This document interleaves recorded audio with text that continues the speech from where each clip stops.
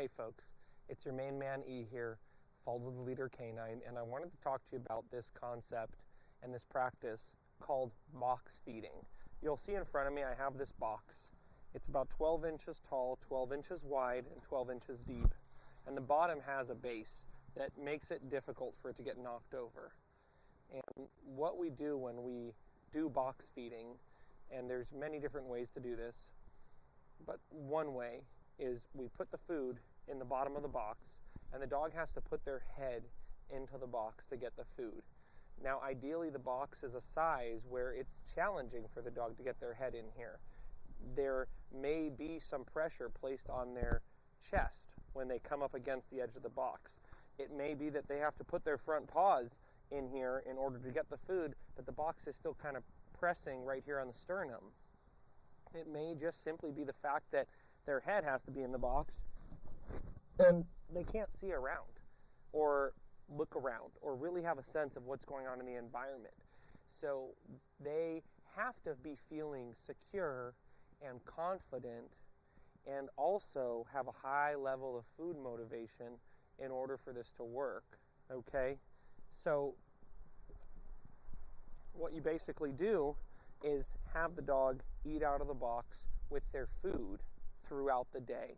This is their kibble, or if you're on raw food and you're feeding raw, this is just their normal everyday food that they eat for survival.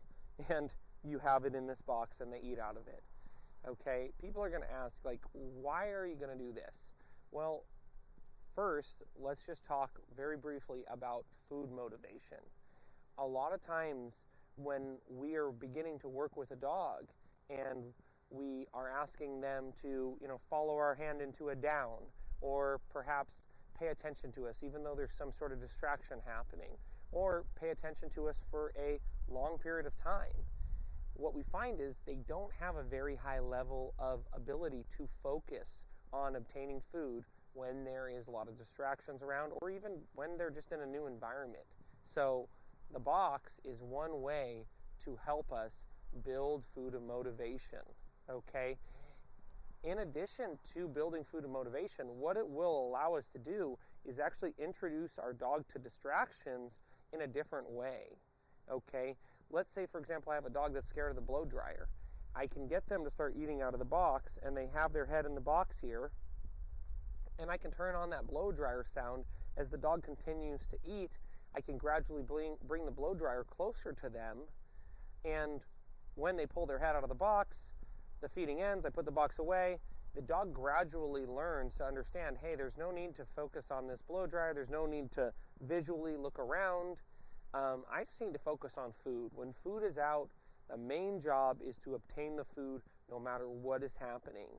Okay? One of the other benefits is it really gives us a chance to assess how motivated our dog is for food. Like I said, oftentimes we're thinking the dog is highly food motivated, but it simply just takes putting their bowl into this box that they can actually physically get the food out of. And we find, well, they're not confident enough or motivated enough to get the food out of the box. Once they're not able to hear very clearly what's going on or look around at their environment, they're no longer interested in obtaining food. So the box, whether we're just getting started out or later on in the training process, gives us a chance to assess how motivated is this dog, and possibly what I'm dealing with is really a motivation issue at the core. Another thing that the box does, which is a benefit, is it builds the dog's confidence. When they have to choose to overcome their fear of not being able to see what's going on or not being able to hear what's going on when they're eating, it teaches them to really just overcome a challenging task multiple times a day to get their food.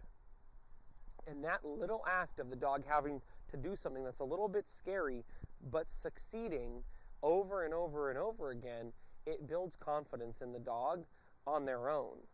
Without them having to look up at us, without them having to listen to us or get feedback from us, they learn, you know what, I can do this on my own. I can put my head in this box and I can get the food. Okay? The one last thing that it does is it creates this idea that the food is something that is not necessarily dependent on the handler. Okay? So often when we have dogs who are fearful or nervous or anxious, they tend to look to the handler or kind of lean on the handler to get feedback and reassurance that everything is okay. And although that is fine in some cases, in other cases, we will find that there is this strange feedback loop where the dog is never really able to overcome the fear on their own. They always need that person there to support them, to hold their paw, and to let them know everything's going to be okay. And in an ideal world, we want the dog to always have the ability to, on their own, overcome some sort of challenge without needing feedback from us or support from us. So those are some of the benefits of the box feeding. We are going to put together a video that shows how to do this, or at least how we do this. And it's important to remember that, like all things in dog training, it takes consistency, it takes repetition. It's ultimately up to you to follow through. And I promise you, if you follow through and you're consistent in using the box and box feeding your dog, you will see many of the benefits that I mentioned, and even so many more benefits that will, take the little skills that your dog has learned in the box into the real world and all the places that you will go. So I hope you found this video helpful, and I hope that you're so lucky to have someone like you as their human who's looking out here trying to find new ways to train and new ways to build motivation with your dog. As always, remember, we don't blame them, we train them.